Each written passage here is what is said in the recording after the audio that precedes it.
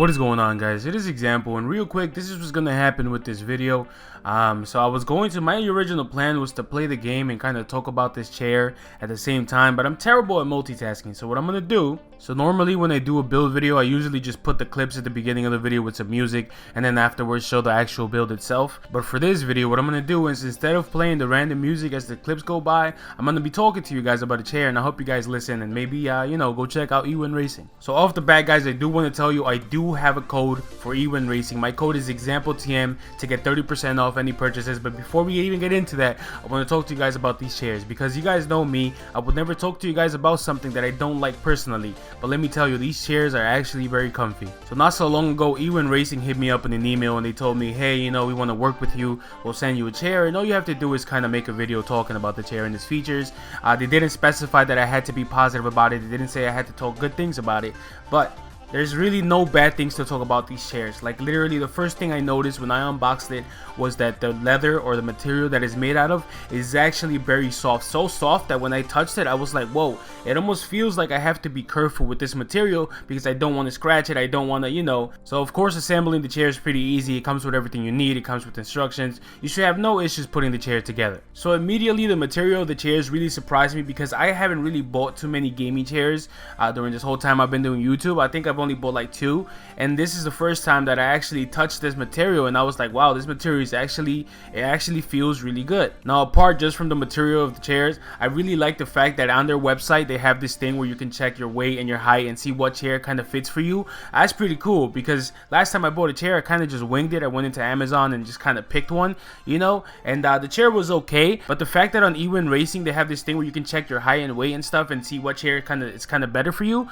that's pretty dope. Because for the chair that I got, they asked me for my height and weight, and bro, the chair feels like perfectly made for me. Like the height of my feet, you know, the recliner and all of that stuff feels really nice. Funny enough, something did catch me off guard about this chair, because like I told you guys, I've only had like 2 other gaming chairs before this, and this is the first time, because when I put the chair together, I never sat on it because I was waiting for this video right here to give you guys my first reactions, because right now I'm sitting on the chair, and let me tell you, I'm actually very comfy. But there was something that caught me off guard, and it's so funny because with my past 2 chairs, this was never a thing. So I'm sitting on the chair and I'm like, why are my armrests so low? And it was kind of starting to annoy me. I was like, why is this chair like made for me, but why are the armrests so low? And then I realized that the armrests have a button where you can bring them up and down, and that is the first time I ever had a chair with a feature like that. And I was like, oh, that's pretty dope, because maybe if you want to like lean back and make the armrests go down so they're not in the way of you laying down on it. By the way, you can lean the chair all the way back so you can lay down on it, take a nap on it. Of course, it comes with the fully detachable cushions, you know, the one that goes on your back and the one that goes on your head. You can take them off if you want.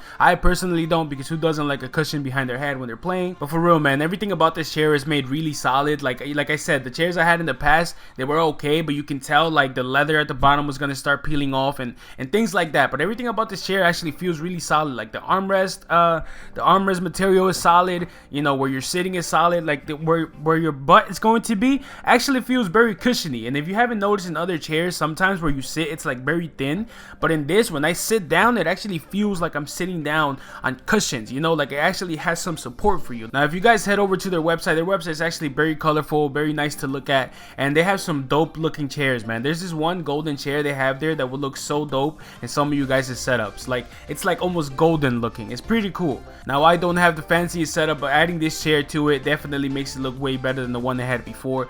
No shade to my old chair. Thank you, old chair, for holding me down, but it's time to move on, man. We got an Ewin Racing chair, like I said, guys. So finally, my code for Ewin Racing is ExampleTM, capital E, capital TM. I'm not sure if that matters, but if you guys are interested in going to check out the chairs, you know, make sure you guys use my code if you do want to buy one. Hey, Christmas is coming up. Maybe you know someone that needs a chair. Maybe you know someone that's still playing on the wooden chair. You know, things like that. Everybody would appreciate, no matter who it is, I'm sure they will appreciate getting them a better chair. You know, who doesn't want a comfy chair to sit in? So make sure you guys go check out Ewin Racing. Like I said, guys, my code is ExampleTM for 30% off. So make sure you guys use it. Thank you guys for listening to me. Now let's get into the build video, because I know you guys been waiting, but I hope you guys enjoyed the gameplay. I hope you guys go check out Ewin Racing. But anyways, it has been Example, guys. Take it easy. Thank you once again, Ewin Racing, for hitting me up and giving me this opportunity, because, you know, hey, getting gaming chairs is a win-win, okay? But anyways, guys, take it easy.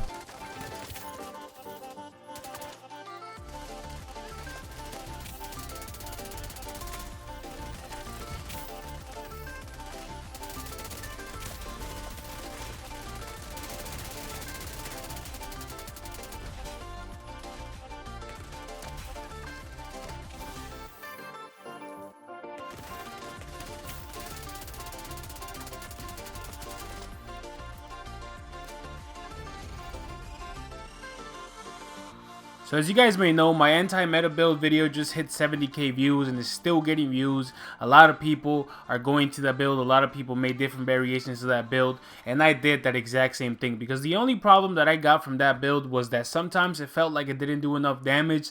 So what I did is I kind of remade the same anti-meta build with the same explosive resistance, with the same hazard protection.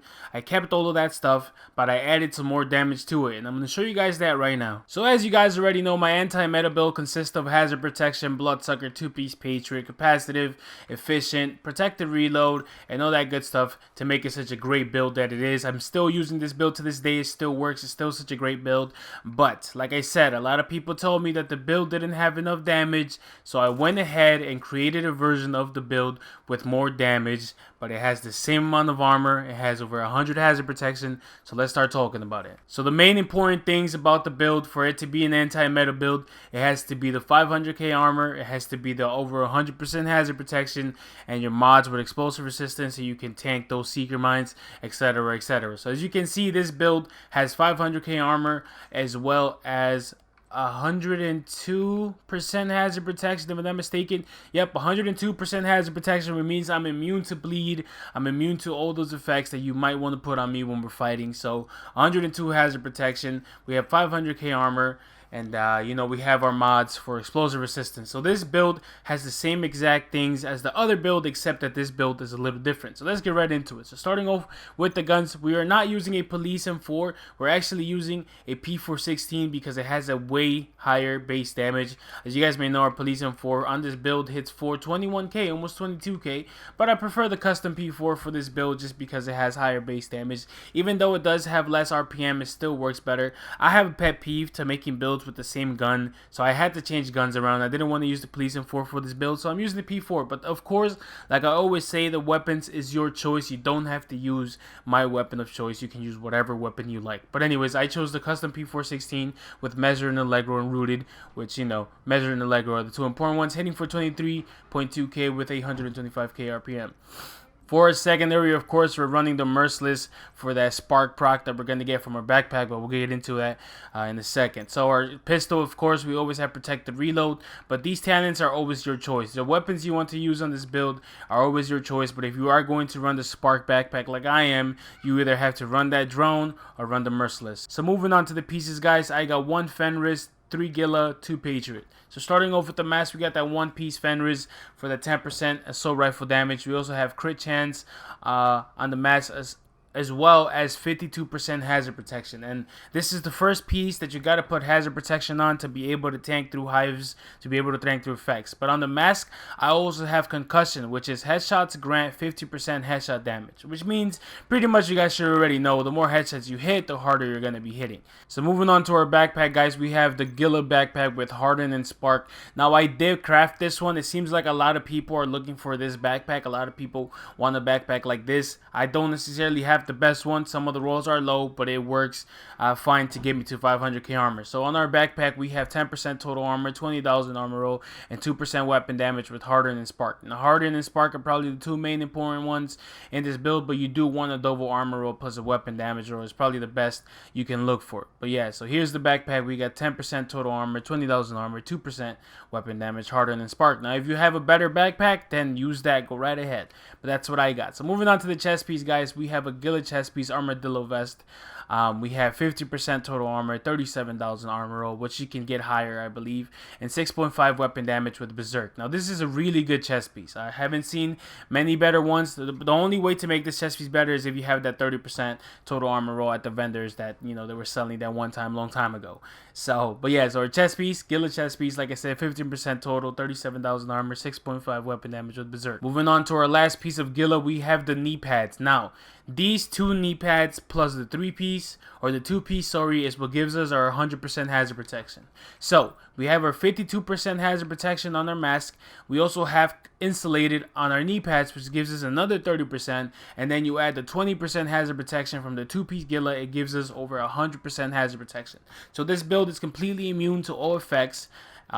just as my last build was. So that's why you have to put capacitive.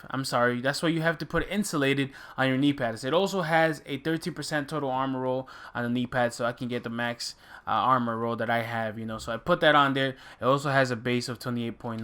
Now moving on to our final pieces, we have the 2-piece Patriot. Now on the gloves, of course, I have the 13% assault rifle damage roll with 12,000 health. 23k base armor roll, and then we have our holster, which gives us that 7.5% chance with 45,000 health. Now you can put all the things on this. This is just how I have them roll, but I'm running the 2-piece Patriot for that 10% total armor, so we can get to 500k armor. So literally, this build isn't that complicated. I took my anti-meta build with Bloodsucker and Hazard Protection, and I kind of turned it into a damage build. But here's the thing you guys got to keep in mind. My last build had Efficient on it. My last build had Protective Reload. My last build had the Eagle Bearer instead of the Merciless, as well as Bloodsucker. So my original build, that's almost at like 75k views, I believe.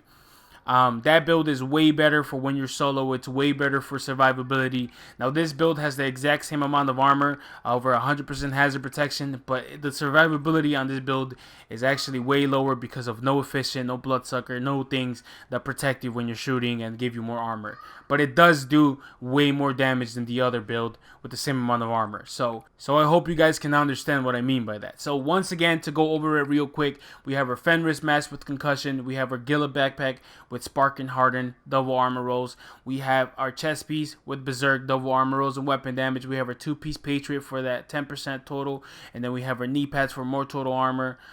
So yeah, so like I said, P416 hitting for 23k, which sounds pretty good. Now again, you guys can always, of course, I am running double heals because most of the time I'm solo and you need heals to stay alive. Now the skills are up to you. You can run a Seeker Mine heal and run whatever other skill you want. But me personally, I like double heals. Even though I do have 0 skill power, it keeps you alive when you know how to move and when you know how to use it. So I just figured I shared this with you guys since a lot of people were telling me, hey man, I really like this build, but sometimes it feels like it doesn't hit hard. And I completely agree with you. That other build is interesting to use, but a lot of people have told me it worked for them, so I'm so glad that video is getting so many views, and a lot of people are switching away from Seekers and builds like that to use something that actually requires you to use your weapon. So I just figured I'd show you guys this variation of that build with more damage. I figured you guys would enjoy it, so make sure you guys drop a like if you haven't already. Also, I don't know if you guys want me to go over my mods. I guess I'll just go over them. My mods are pretty much your highest armor mods you can think of, as well as your explosive resistant mods. My mods all have explosive resistance on them, which is why I don't die to Seeker Mines very often with this build, because all of my blue mods have high armor rolls, well, as high as I can get them, but they also have explosive resistance. And of course, for your red mods, you want to put as many assault rifle mods as you have. I don't think I have to show my mods all the time, but I figured you guys would probably know by now. Like I said, have explosive resistance for those Seeker Mines that we have to live through. Now for my attachments, if you guys are interested, I have stability attachments on, just because I don't have too many crit chance mods. Now I know I can take some of these off and maybe put a 5% crit chance laser on it, but again, mods and all that stuff, I feel like it's up to you guys. But the way I use it is I use stability mods on my weapons. Yeah, so that's pretty much it, guys. I hope you guys enjoyed the quick little build video. But yeah, so make sure you guys drop a like. Make sure you guys check out Ewin Racing for those shares. And yeah, have a good one, guys. It has been Example. Peace. I hope you guys enjoyed this variation of my anti-meta build. Anti-meta build 2.0 is what I called it. So, alright, guys, take it easy.